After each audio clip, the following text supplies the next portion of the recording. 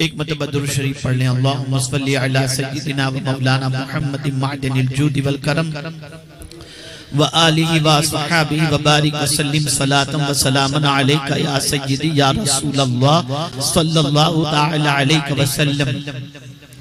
जिनके पास सरमाए की फरावानी है उनकी जिंदगी में भी इत्मीनान नहीं, जिनके पास मालो जर की कसरत है उनकी जिंदगी में भी करार नहीं है। सवाल ये पैदा होता है कि अगर गुर्बत वजह है बेकरारी की तो आखिर ये सरमाएदार क्यों बेकरार है, आज ये मालदार क्यों बेकरार है, आज बैंक बैलेंस रखने वाला बेकरार क्यों है, आज प्रॉपर्टीज रखने वाला बेकरार क्यों है, आज आलीशान महल में रहने वाला बेकरार क्यों है।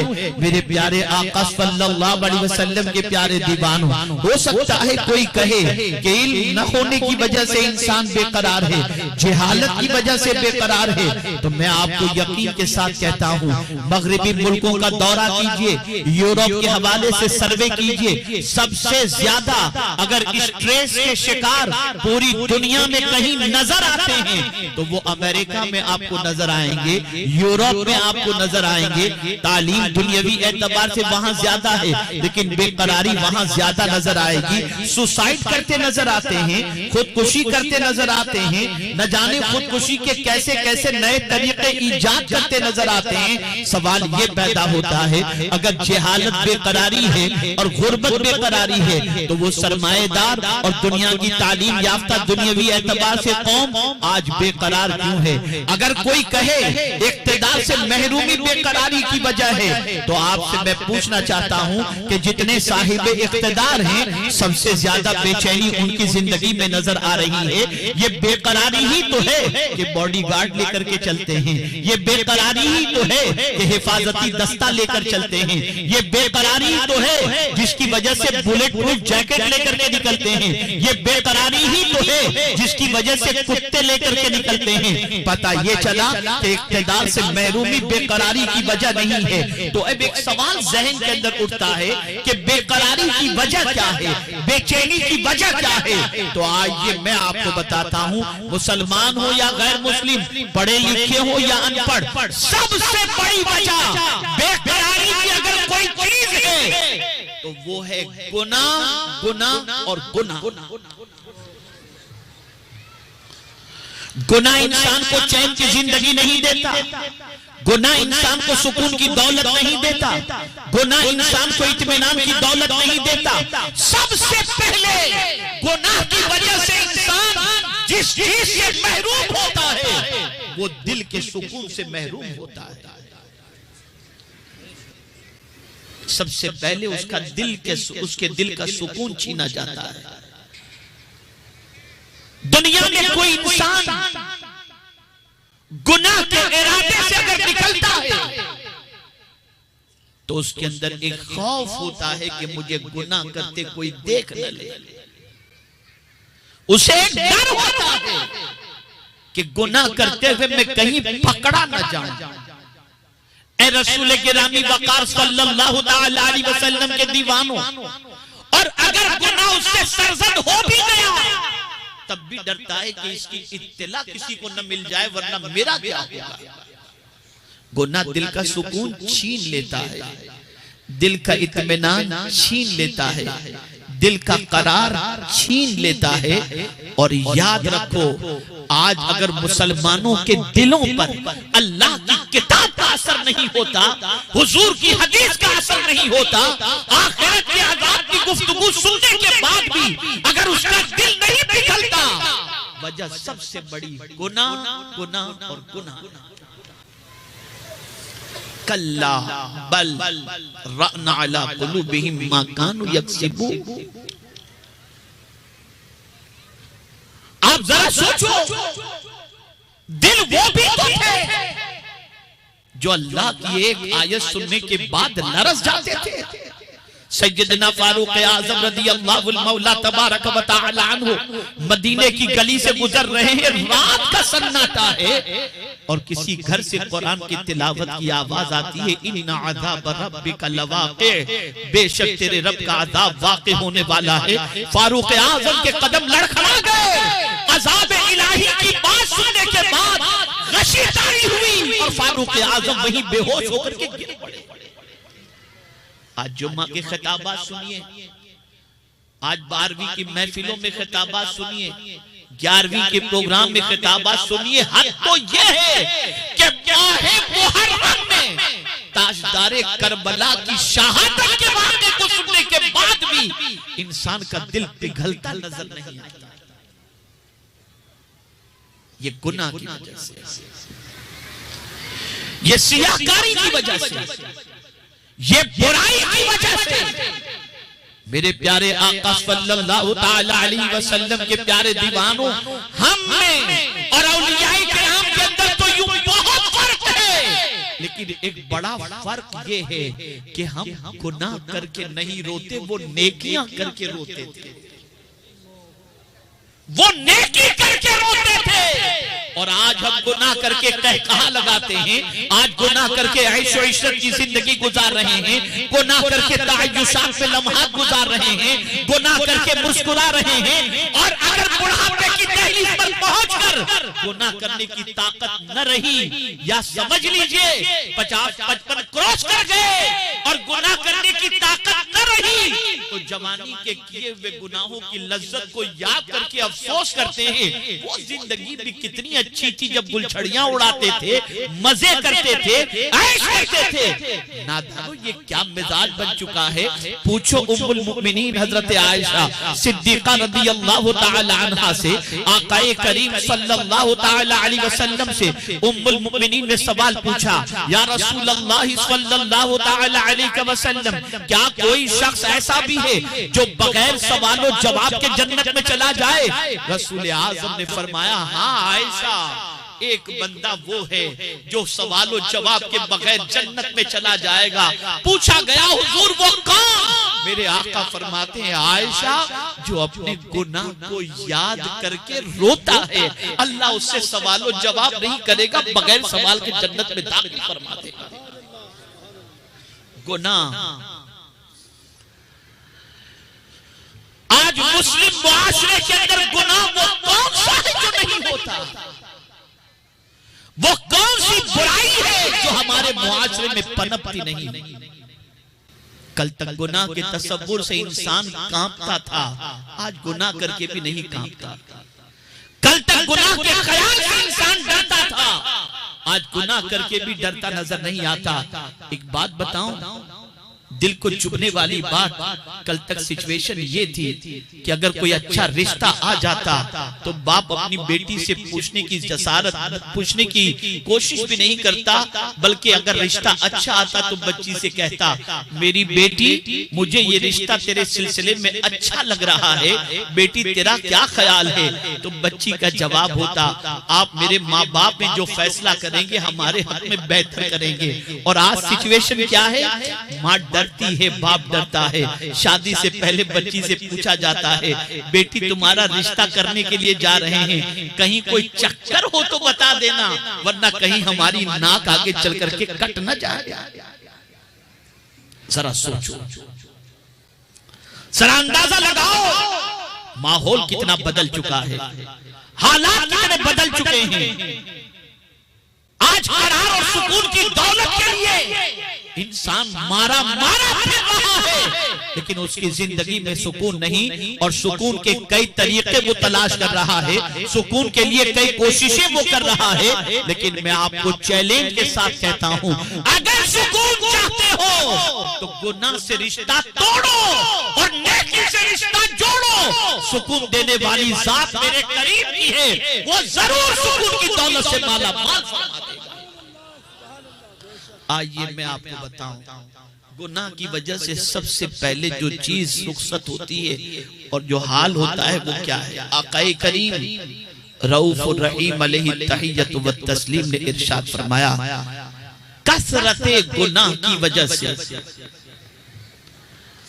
कसरते गुनाह की वजह से सरकार फरमाते हैं दिल सख्त हो जाता है।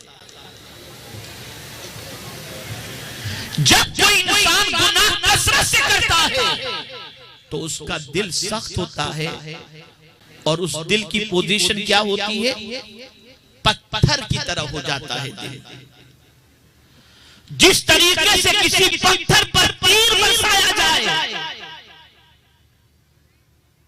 तो पत्थर के अंदर कोई फर्क नहीं पड़ता, लेकिन अगर केले का सुतून मौजूद है और उस पर अगर तीर चलाया जाए तो आर पार हो जाता है। जो नेकी करता है उसका दिल केले के सुतून की तरह, दरख्त के तने की तरह होता है, और जो गुनाह करता है उसका दिल पत्थर जैसा सख्त हो जाया करता है। मेरे प्यारे आका सल्लल्लाहु तआला अलैहि वसल्लम के प्यारे दीवानों, सहाबाए किराम अलैहिमुर रिज़वान को हमेशा तशवीश रहती है कि कहीं हमारा दिल सख्त तो नहीं हो गया। तो बारगाहे रसूल सल्लल्लाहु अलैहि वसल्लम में उसके इलाज के लिए हाजिर आते। एक सहाबी हाजिर भी अर्ज करते हैं, या रसूल अल्लाह सल्लल्लाहु तआला अलैहि वसल्लम, मेरा दिल सख्त हो चुका है, सरकार उसके लिए कोई नुस्खा अता फरमाएं। रहमत आलम सल्लल्लाहु अलैहि वसल्लम ने फरमाया, यतीम के सर पर शफकत से हाथ फेरो, तुम्हारा दिल नरम हो जाए। दिल पर जंग लग जाता है, अल्लाह और उसके रसूल की बातों के असरात दिल पर नहीं होते। सरकार सल्लल्लाहु अलैहि वसल्लम की बारगाह के अंदर जब इसकी शिकायत की गई तो आकाए करीम सल्लल्लाहु अलैहि वसल्लम ने दो नुस्खे अता फरमाए। इरशाद फरमाया, दिलों के जंग का इलाज कसरते तिलावतिल कुरान और जिक्र मौत है। तुम कसरत से कुरान शरीफ की तिलावत करो और मौत को कसरत से याद करो, अल्लाह तुम्हारे दिल का जंग मिटा देगा।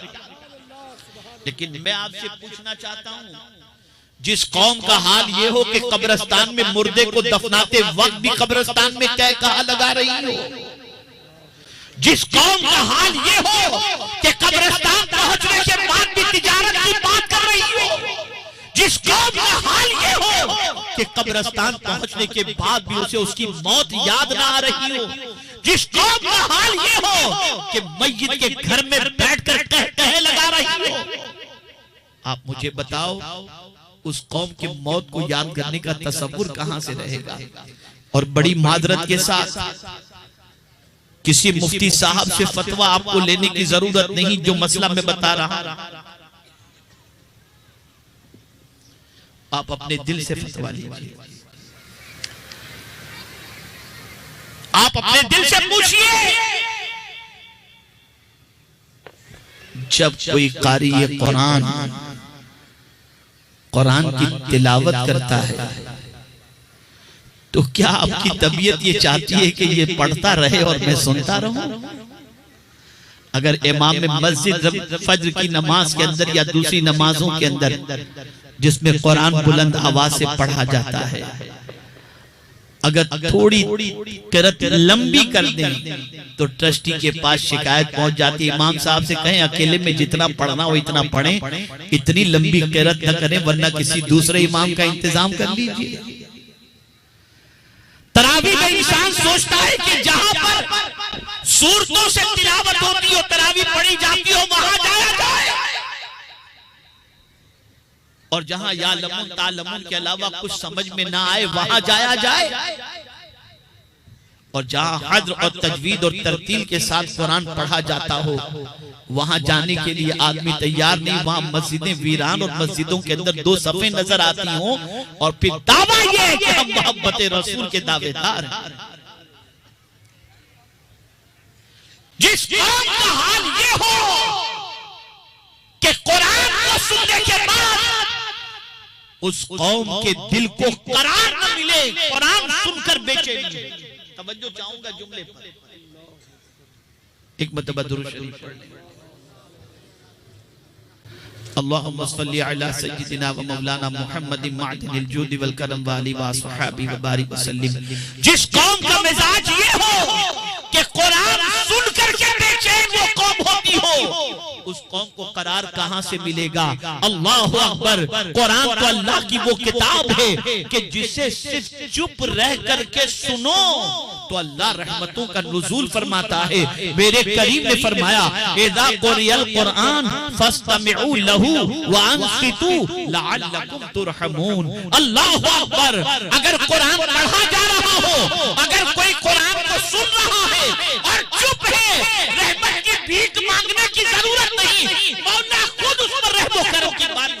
फरमाए। लेकिन जिस कौम का दिल इतना सख्त हो चुका हो कि गाने 3 घंटे तक सुने और कुरान की चंद आयतों पर दिल में बोझ महसूस हो, अगर वो कौम कहती है कि जमाना हमें पैरों तले रोंद रहा है, तो गलत क्या है इसमें?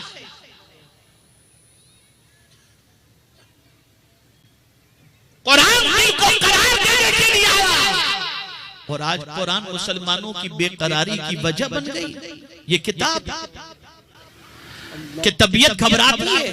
मैं एक और ज़मीर को झिंझोड़ने वाली बात कहूं, मुझे बताओ क्या आज मस्जिद में जाकर के दिल लगता है? आज सिचुएशन ये है कि मस्जिद में पहुंचकर ऐसा होता है जल्दी से मस्जिद से निकल जाएं। तो जिस कौम की तबीयत ही ऐसी बन चुकी हो कि अल्लाह के घर में दिल न लगता हो, उसे करार कहां मिलेगा? उसे सुकून कहां मिलेगा? उसे इत्मीनान की दौलत कहां मिलेगी? तो मेरे प्यारे आका सल्लल्लाहु ताला अलैहि वसल्लम के प्यारे दीवानों, आकाए करीम सल्लल्लाहु ताला अलैहि वसल्लम ने इरशाद फरमाया, कसरत गुनाह की बुनियाद पर बंदे का दिल सख्त हो जाता है। इसी तरह मेरे आका सल्लल्लाहु अलैहि वसल्लम ने इरशाद फरमाया, कसरत गुनाह की वजह से अल्लाह ताला बंदे को रिज्क से महरूम कर देता है, उसकी बरकतें छीन ली जाती हैं। आज अगर तंगदस्ती की शिकायत कर रहे हो तो कभी ये भी तो देखो कि अल्लाह अज़्ज़ व जल्ल की नाफरमानी से अपने दामन को अगर हम बचाते हैं तो मौला कितनी रिज्क में फरावानी अता फरमाता है। आप गरीब नवाज की जिंदगी देखें, महबूब इलाही की जिंदगी देखें, बाबा फरीद की जिंदगी देखें, आप हजरत बख्तियार काकी की जिंदगी देखें, इन सब की जिंदगी को देखो। रहते झोपड़े में थे, उनके नाम की करोड़ों की प्रॉपर्टी आज मौजूद है। या अल्लाह ये आया कहां से?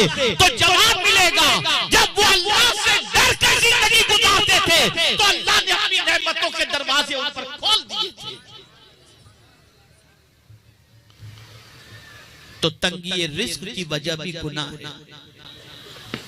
और मेरे प्यारे आका सल्लल्लाहु ताला अलैहि वसल्लम के प्यारे दीवानों, इस वक्त जिन गुनाहों को सबसे ज्यादा प्रमोट किया जा रहा है, जिन गुनाहों के अंदर इंसानों को ढकेला जा रहा है और जिन गुनाहों के अंदर आज की नौजवान नस्ल गिरफ्तार है, वो ज़िना का गुनाह है, बदनिगाही का गुनाह है, बदकिरदारी का गुनाह है, बदफेली का गुनाह है, जिसमें इस वक्त कौम डूबती चली जा रही है।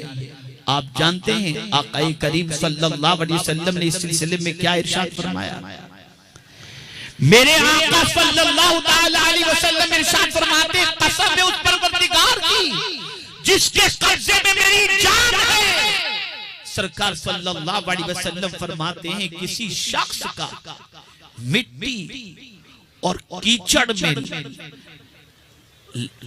के अंदर डूबे हुए और कीचड़ के अंदर लथड़े हुए खिंजीर अगर किसी को रोंद दे तो ये इससे बेहतर है कि वो किसी औरत के साथ अपने कांधे को मिला दे, उस औरत से जो औरत उस पर हलाल नहीं।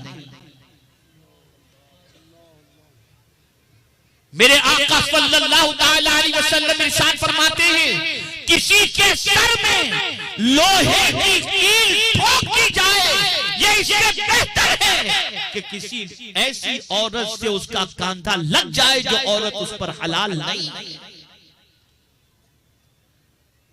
मेरे आका सल्लल्लाहु अलैहि वसल्लम इरशाद फरमाते हैं, जो शख्स अल्लाह और यौम आखिरत पर ईमान रखता है वो किसी गैर महरम के साथ तन्हाई इख्तियार ना करे।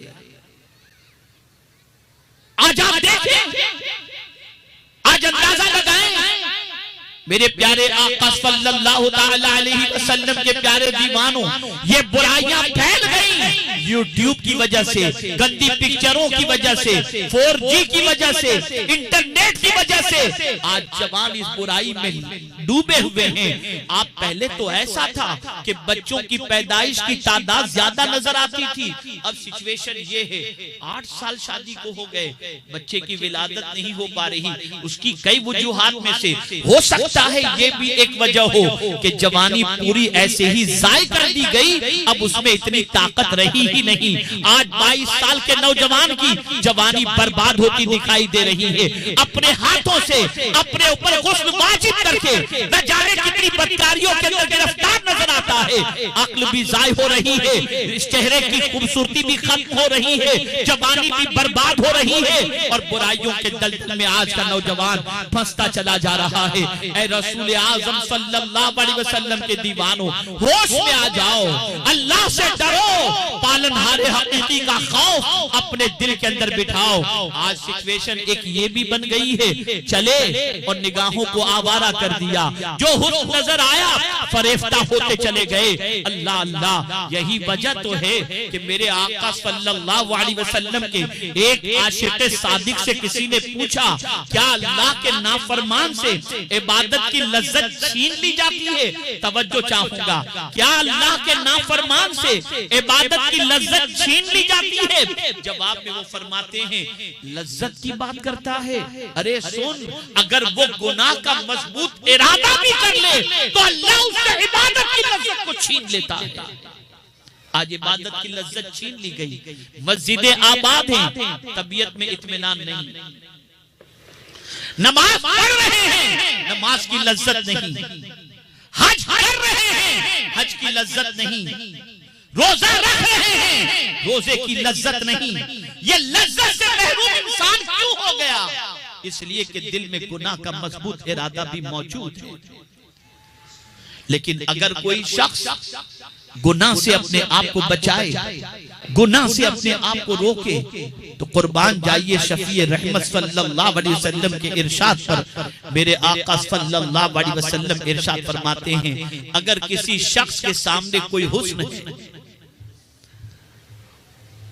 और अपनी निगाहों को उस गैर से बचा ले और उसको देखने की बजाय अपनी निगाह को वो झुका ले, मेरे आका फरमाते अल्लाह उसे ऐसी इबादत की लज्जत अता फरमाएगा जिसकी मिठास को वो कभी फरामोश नहीं कर सकता।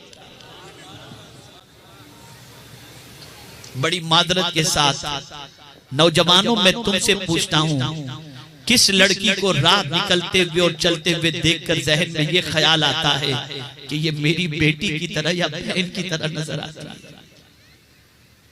जरा सोचो, आज हमारा जाविये निगाह बदल गया, आज हमारे देखने का तरीका बदल गया, हर एक को हवस की निगाह से देखा जाता है।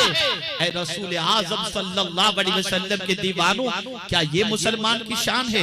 मुझे याद आ रहा है हज़रत फ़ुज़ाला रज़ियल्लाहु ताला अन्हु का वाक़या। आशिक़े रसूल कैसे होते हैं जरा सुनिए। हज़रत फ़ुज़ाला रज़ियल्लाहु ताला अन्हु क़बूल इस्लाम से पहले रसूल आज़म सल्लल्लाहु अलैहि वसल्लम के लिए अपने दिल में बेपनाह कुदूरत रखते थे। आक़ाए करीम सल्लल्लाहु अलैहि वसल्लम को शहीद करने का मंसूबा बनाए हुए थे। हज़रत फ़ुज़ाला रज़ियल्लाहु ताला अन्हु क़बूल इस्लाम से पहले घर से निकलते हैं और जब घर से निकलते हैं तो उनकी आदत थी कि जब भी वो घर से निकलते और काबे के तवाफ के लिए जाते तो रास्ते में एक खातून का घर आता, उस खातून के घर पर वो रुकते, चाय पानी पीते और उसके बाद वहां से निकलकर वो काबा शरीफ का तवाफ करते और फिर उधर से पलटते तो फिर उस औरत के घर पर रुकते, चाय पानी पीते और फिर अपने घर की तरफ लौटते थे। हज़रत फ़ुज़ाला क़बूल इस्लाम से पहले एक मर्तबा इसी तरीके से काबे के तवाफ के लिए निकले।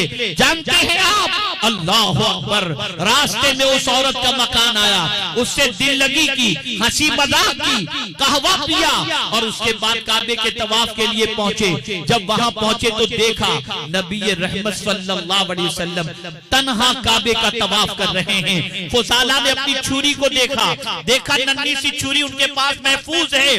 दिल में ख्याल पैदा हुआ, मोहम्मद सल्लल्लाहु अलैहि वसल्लम अकेले हैं, आज शम्मे नबूवत को गुल कर दिया जाए। इस तसव्वुर से हुजूर के साथ चलने लगे। अल्लाहु अकबर, आक़ाए कौनैन सल्लल्लाहु अलैहि वसल्लम वसल्लम ने फुजाला को देखा।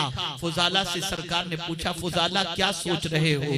फुजाला घबरा गए और कहते हैं मैं तो अल्लाह के घर का तवाफ कर रहा हूँ। सरकार ने फरमाया, फुजाला के सीने पर हाथ मारकर, फुजाला अल्लाह के घर के सामने और इतना बड़ा झूठ। फुजाला तरस गए और कहा, सरकार इससे पहले आपके लिए मेरे दिल में नफरत थी, आपका दस्ते करम सीने पर लगा, मेरे दिल में आपकी मोहब्बत मौजज़न हो चुकी है। सरकार मुझे कलेमा पढ़ाकर मुसलमान कर लीजिए। सरकार ने कलेमा पढ़ाया, मुसलमान कर दिया। अब ये हजरत फुजाला बन गए। रसूल आजम की सोहबत में कुछ देर बैठे, सरकार से इजाजत तलब की और पलट करके जाने लगे।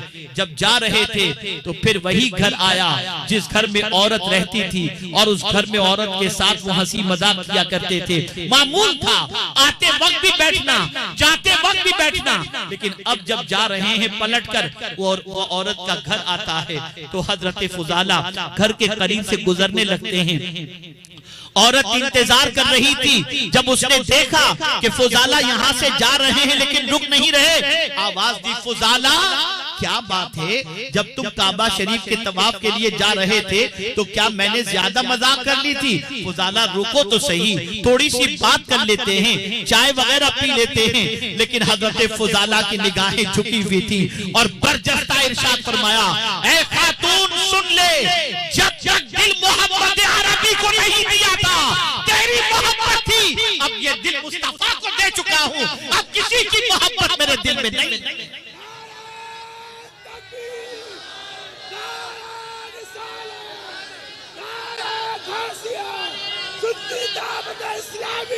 ऐ रसूल आज़म सल्लल्लाहु ताला अलैहि वसल्लम के दीवानों, दुनिया को दर्श दिया, जो आशिक़ रसूल होता है वो किसी और की जुल्फों का असीर नहीं हुआ करता, वो किसी औरत पर अपने ईमान को बेचा नहीं करता। बताओ, जिसके हुस्न की कसम मेरा मौला याद फरमा रहा हो और जिसके चेहरे को खुदा तक रहा हो, उससे बड़ा हसीन दुनिया में कौन हो सकता है? लेकिन आज मसनूई हुस्न को देखकर, मेकअप को देखकर, खूबसूरती को देखकर इंसान ईमान बेचता दिखाई देता है। बदलो अपनी सोच को, बदलो अपने अहवाल को, बदलो अपने नजरियात को, बदलो अपने ख्यालात को। सबसे बड़ी बेचैनी की वजह गुनाह है, गुनाह है और गुनाह है।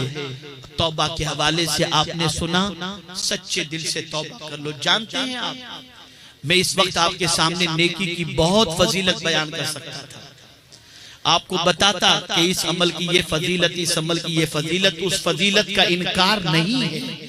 लेकिन जब मैं कुरान पढ़ा तो मेरी अक्ल दंग रह गई कि ये हुर्मत वाला महीना चल रहा है। माह रजब ये हुर्मत वाला महीना है। साल के 4 महीने ऐसे हैं जो हुर्मत वाले हैं, जिनमें से माह रजब भी है। जब मैंने इन हुर्मत वाले महीनों के हवाले से कुरान में पढ़ा तो मेरी अक्ल दंग रह गई। मेरा रब फरमाता है, फला तज़लिमू फीहिन्ना अनफुसकुम, इन महीनों में अपनी जानों पर जुल्म न करो, यानी गुनाह से अपने आप को बचाओ। ख्वाजा अबुल हसन खरकानी रहमतुल्लाह ताला अलैह के पास एक शख्स हाजिर आया, अर्ज करता है कि वो सहाबा कितने खुशनसीब थे जो रसूल आजम के साथ अपनी जिंदगी गुजारा करते थे। ख्वाजा अबुल हसन खरकानी रहमतुल्लाह ताला अलैह ने फरमाया, तू भी गुजारना चाहता है? वो शख्स अर्ज करता है, हुजूर सरकार तो विसाल फरमा चुके हैं, अब हुजूर के साथ मैं कैसे जिंदगी गुजारूं? कहा, हाँ, अगर तू चाहे कि हुजूर के साथ अपनी जिंदगी गुजारना तो मैं तुझे एक नुस्खा बताता हूँ, अगर तू उस नुस्खे पर अमल कर तो तेरी जिंदगी गोया हुजूर के साथ गुजरी। उसने कहा, हुजूर इरशाद फरमाए। ख्वाजा साहब ने फरमाया, जो दिन तेरा गुनाहे सगीरा से भी बच करके गुजर जाए, समझ लेना वो दिन तूने हुजूर के साथ गुजार दिया, वो दिन तूने आकाए करीम के साथ गुजार दिया। गुनाह से बचो, ये न समझना कि ये छोटा गुनाह है कर लो, गुनाह बहरहाल गुनाह, बचो इससे, बचो इससे। बड़ी मादरत के साथ वो कौन सा बुराई का अड्डा है जहां आप कलेमा पढ़ने वाले दिखाई न देते हो। हर जुर्म में बुराई में, हर गुनाह के अंदर आज हमारी कौम के नौजवान नजर आते हैं। बदल डालो अपनी सोच को, बदल डालो अपने अंदाजे जिंदगी को, बदल डालो अपने तर्ज़े हयात को। अगर आज नहीं बदले तो मैं आपको यकीन के साथ कहता हूँ बड़ा इंतजार है कि मुसलमानों के हालात कब अच्छे होंगे। बस एक जुमला अर्ज़ करके मैं अपनी गुफ्तगू को खत्म करता हूँ, और वो जुमला बस इतना है, हम संवर गए हमारे हालात संवर जाएंगे। हम अच्छे हो गए हमारे हालात अच्छे हो जाएंगे। इसलिए कि कुरान ने कहा इन्नल्लाह ला युगय्यिरु मा बिकौमिन हत्ता युगय्यिरु मा बिअनफुसिहिम। बदल डालो, ये इज्तिमा भीड़ इकट्ठी करने के लिए नहीं है, ये इज्तिमा लोगों में रोबो दबदबा कायम करने के लिए नहीं है, ये इज्तिमा तहरीक के सिलसिले में आपके जो है कल्बो जिगर के अंदर इसका सिक्का बिठाने के लिए नहीं है। इस इज्तिमा की गर्ज़ो गायत बस इतनी है, खुदा से सुलह कर लो, खुदा से दोस्ती कर लो, दोस्ती कर लो। जानते हैं आप, एक बात याद आ, जब कोई बंदा जमीन पर गुनाह करता है ना, बहुत गुनाह करता है, तो जमीन मेरे करीम से कहती है मौला अगर तू इजाजत दे तो मैं फट जाऊं और इसे अपने अंदर ले लूं।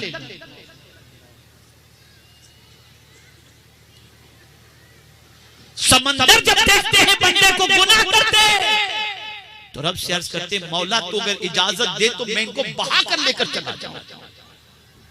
तो मेरा मौला जवाब में इरशाद फरमाता है, ये बता ये बंदे तेरे हैं कि मेरे? ऐ जमीन तू बता ये बंदे तेरे हैं या मेरे हैं? जमीन कहती है मौला हम भी तेरे, बंदे भी तेरे। दरिया से सवाल पूछा जाता है तो दरिया भी जवाब में यही कहता है मौला ये तेरे बंदे, तेरी मखलूक है। तो मौला इरशाद फरमाता है मैं इंतजार करता हूं मेरे बंदे का, हो सकता है मुझसे सुलह कर ले और तौबा कर ले और मैं इसके गुनाहों को माफ कर दूं। लेकिन अफसोस, सद हजार अफसोस, आज गुनाह करने के लिए कौम तैयार नहीं, तौबा करने के लिए कौम तैयार नहीं, गुनाह से बचने के लिए तैयार नहीं है। रिस्क खुदा का आप जानते हैं, कभी कभी इंसान छुपकर ऐसी जमीनों पर जाकर गुनाह करता है जहां कोई उसका पहचानने वाला नहीं होता। कुरान कहता है यौमइज़िन तुहद्दिसु अखबारहा, ये बोलेगी क़यामत के दिन जमीन। हजरत अबू हुरैरा रज़ियल्लाहु ताला अन्हु ने हुजूर से अर्ज किया या रसूल अल्लाह सल्लल्लाहु ताला अलैहि वसल्लम इस आयत का मतलब क्या है? तो सरकार ने फरमाया जमीन कल बरोज़े क़यामत जिसने इस पर नेकी की या जिसने इस पर गुनाह किया, ये जमीन कल बरोज़े क़यामत गवाही देगी, बोलेगी मौला इस बंदे ने यहाँ पर ये नेक काम किया, ये गुनाह किया। कहाँ जाकर गुनाह करो, कहां जाकर गुनाह करो?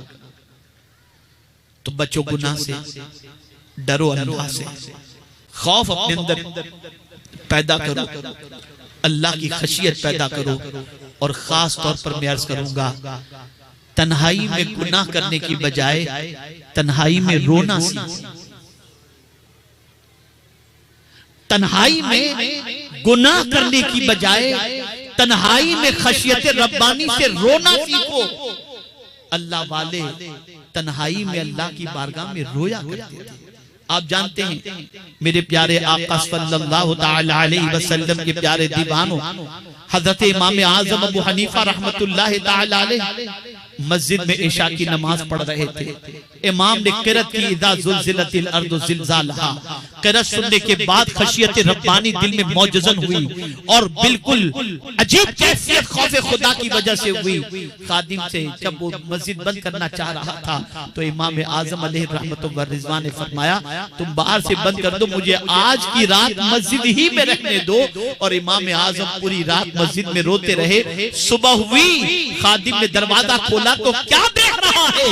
वक्त का वो इमाम जो अपनी कब्र अनवर की जगह पर 6000 कुरान शरीफ खत्म किया, वो अजीम अल्लाह का बरगुज़ीदा बंदा दाढ़ी को हाथ में लेकर के कह रहा है हे अल्लाह तूने अगर नौमान की मग़फ़िरत फरमा दी तो तेरा करम होगा।